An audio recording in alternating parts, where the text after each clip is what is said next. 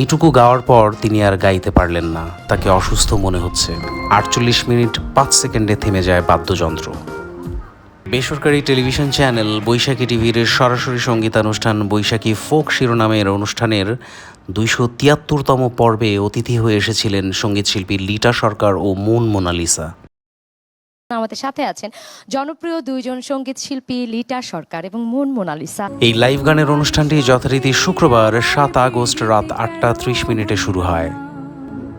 প্রথম গান গাইলেন লিটা সরকার, পরের গান গাইলেন মুন মোনালিসা। কেন জমলো না আমি তোমার নামে ভাসাইলাম আমার ভাঙা না। এভাবে পালাক্রমে শিল্পীরা গান গাইছিলেন। এরই মধ্যে দুই শিল্পী 3টি করে মোট 6টি গান সফলভাবে গেয়েছেন। ওরে যে করে আত্মসমর্পণ তার প্রেমে আর গোলে বাঁধে না। লিটাপুর গানে যাব, কোন গানটি শুনবো? এত সুন্দর প্রেমের গান শুনে আমার কি আর অন্য গান গাইতে ইচ্ছে হয়?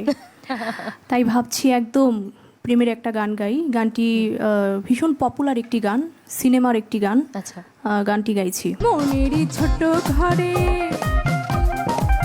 আগুন লেগেছে হায়রে।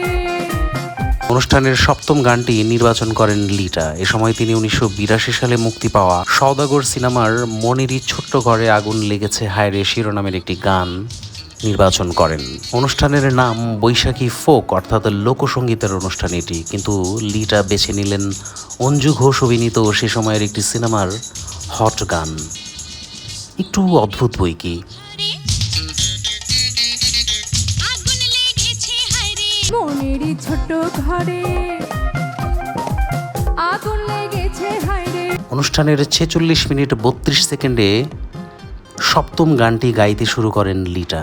বাদ্যযন্ত্রের তালে তালে তিনি নাচের হালকা অঙ্গভঙ্গিতে পারফরমেন্স করছিলেন।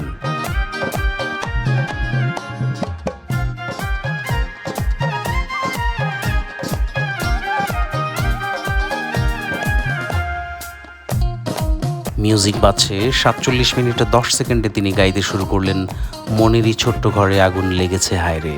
মনেরই ছোট ঘরে আগুন লেগেছে হায়রে। এইটুকু গাওয়ার পর তিনি আর গাইতে পারলেন না, তাকে অসুস্থ মনে হচ্ছে। অনুষ্ঠানের সেটে থাকা যন্ত্রশিল্পী, উপস্থাপক, সহশিল্পী সহ সবাইকে খানিকটা বিচলিত দেখাচ্ছে। বিশেষত যন্ত্রশিল্পীরা বেশ কিংকর্তব্য বিমূঢ় বা কনফিউজড বলে মনে হচ্ছে। তারা মিউজিক চালিয়ে যাবেন নাকি থামবেন বুঝতে পারছেন না। টেলিভিশন ক্যামেরা স্বাভাবিক সময়ের চেয়ে বেশি সময় ধরে যন্ত্রশিল্পীদের বাদ্যযন্ত্র বাজানোতেই ফোকাস ধরে রাখছে। শিল্পী কি গান গাওয়া চালিয়ে যাবেন নাকি থামবেন? 48 মিনিট 5 সেকেন্ডে থেমে যায় বাদ্যযন্ত্র। তৎক্ষণাৎ পরিস্থিতি সামলে নিয়ে একটু অসুস্থ ফিল করছেন না লিটা, উল্লেখ করেন সহশিল্পী মুন। একটু অসুস্থ ফিল করছে লিটা, তো আমি গাইছি। কোনো সমস্যা নাই, আমরা মুন আপুর সমস্যা গানে নাই, যাই, আসলে গানটা লাইভ তো শুনি। এটা হয়। হ্যাঁ। আমি গানে চলে যাচ্ছি।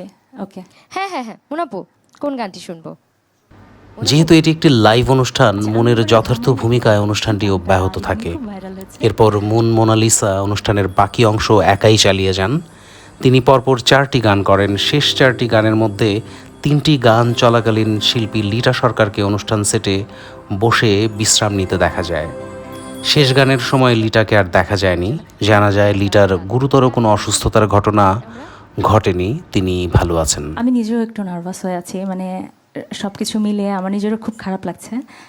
তো আমি তার সুস্থতা কামনা করছি। ধীরে ধীরে মোটর চলে স্টার কমিউন বাংলা, ঢাকা। চলে ধীরে